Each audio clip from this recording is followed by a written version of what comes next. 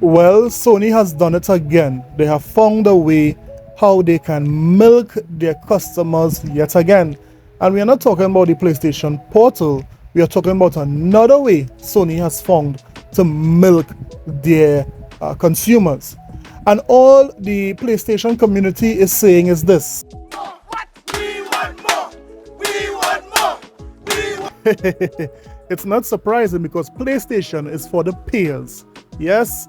Next, we'll talk about how another game has been cancelled for the PlayStation platform. We know a few other games was cancelled not too long ago. We know that they cancelled some of their live services games. In addition to that, even factions, they cancelled factions based on what the rumors were saying. So new reports that there is another game that has been cancelled by Sony. Well, let's see and let's talk about this news. Let's get it. This is a sickness! Let's get it.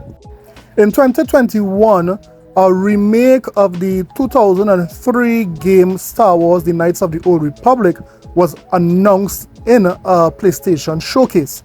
And to surprise of many fans, this was shown on a PlayStation stage. And a lot of persons were excited for it. A lot of persons were saying, they can't wait until this game drops on the PlayStation 5. Persons leading up to today were saying, leave it, let it cook. This game is going to be awesome. Well, yesterday, a lot of these fans got a big surprise. Look and see what they got. So it's rumored that Star Wars KOTOR, aka Star Wars: The Old Republic remake, is not being worked on right now. Let's listen to the gamer. News from Star Wars: Knights of the Old Republic remake only gets worse, as it's now reported that the game isn't even being worked on right now. This is according to Giant Bomb journalist Jeff Grubb, who brought the ill-fated remake up on his podcast, Game Mess Mornings. Here, he says that no studio is working on the game right now, even after it was reported that a new team was assigned to the project.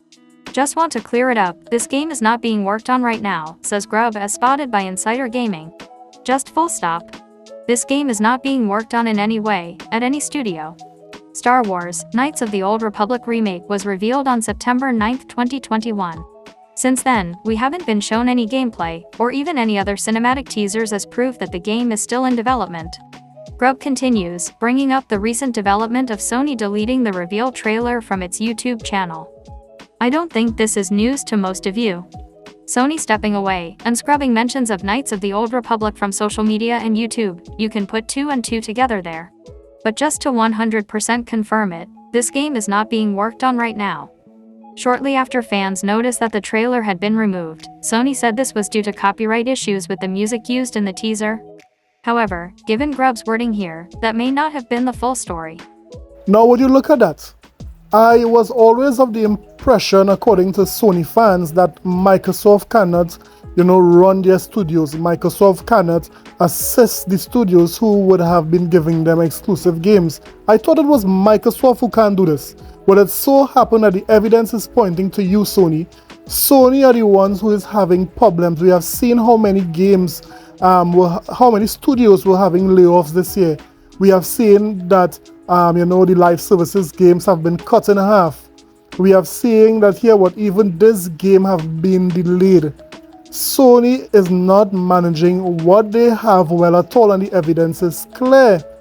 And don't tell me this is not a PlayStation studio, so why will Sony help them? We could remember Sony sending 150 developers to assist the Callisto Protocol devs.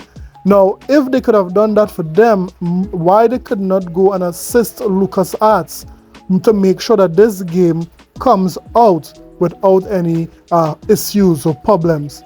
But something has definitely happened to this game. We are not being told the full story, but all we know is that Sony allowed this game, Sony allowed the fans of this game down. They allowed it to die.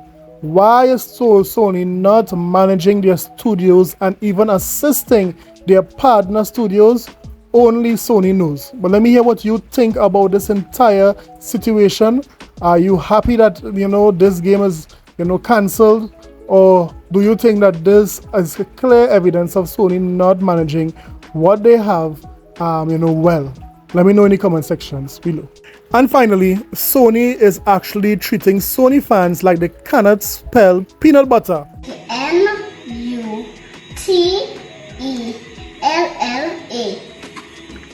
What's the word? Peanut butter.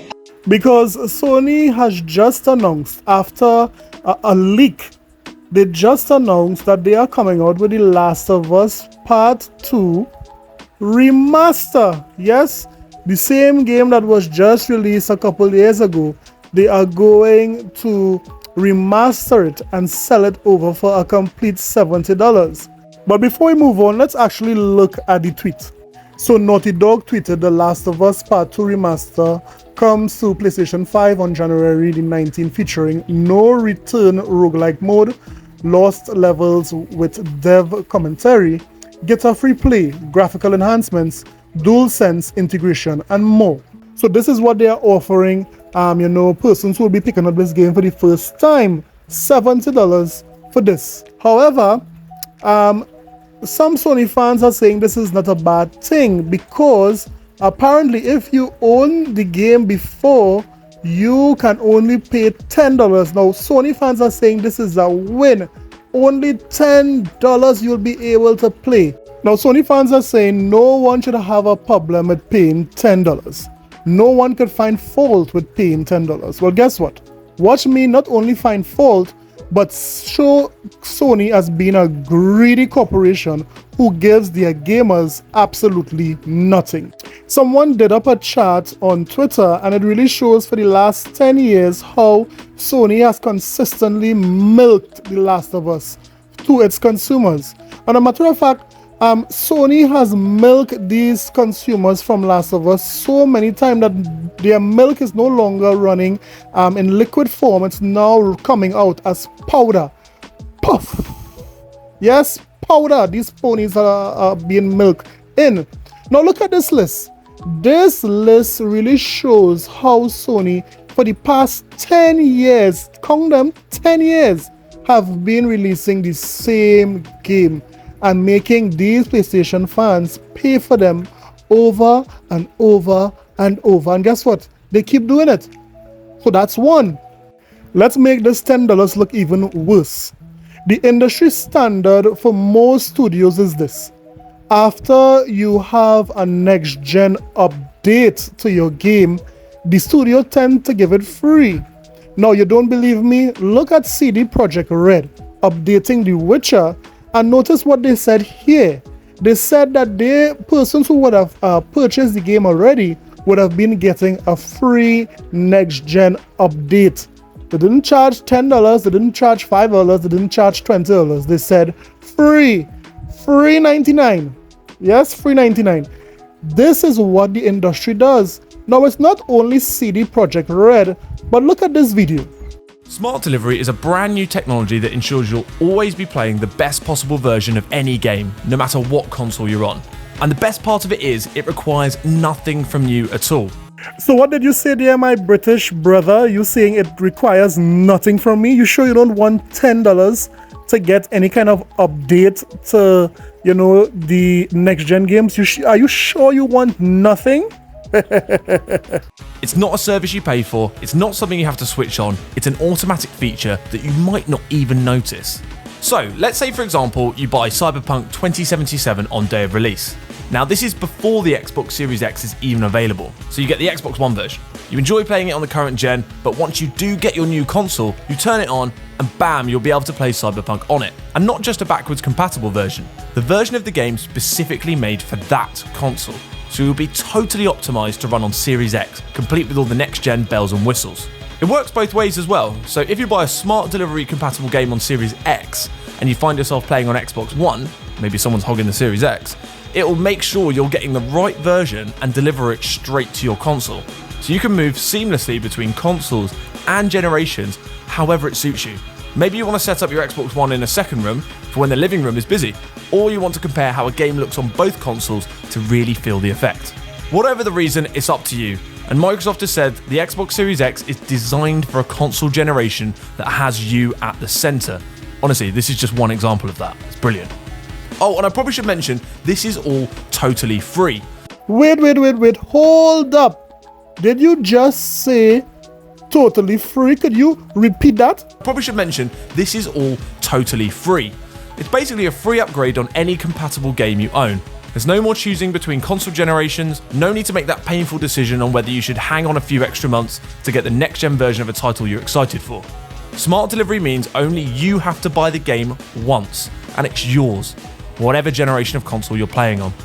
Well, when you look at that, it seems like Xbox Smart Delivery is really showing up Sony to be a greedy corporation, and is really showing up how much they have been milking their community. But guess what? They love it. So if they love paying Sony, then you go ahead. Sony charged these ponies twice. They love it. So I just gave you two reasons as to why Sony is very greedy. But let me just throw in another pebble into the pool, right? Now, tell me something, Sony fans, and now this question is only for those ponies who are in the watching the video. Any Sony fan who is watching this video, tell me something. If I purchase a PlayStation digital console, how would Sony know that I purchased, the PlayStation 4 game? What am I going to show because I don't have a disk drive? So there is no way for Sony to check in on me to know that I bought this on the PlayStation 4 so that I will be able to, get the new version for $10. What would persons who bought the digital versions do? I honestly don't know. You tell me in the comment section below. Is it that there is a code in the back of the CD or something that you need to punch in so that you can verify that you did pay for the game last generation? Let me know. Are you seeing the complications and the really anti-consumer moves that Sony is pulling off here? But guess what? Not one Sony fan will say anything about it. They will say $10 is beautiful and I love it. So you know what? Sony, keep charging them. We know that PlayStation is for the players. This is Island Gaming with Jay, and don't forget to like and subscribe for more videos. I'll see you guys in the next one. Later.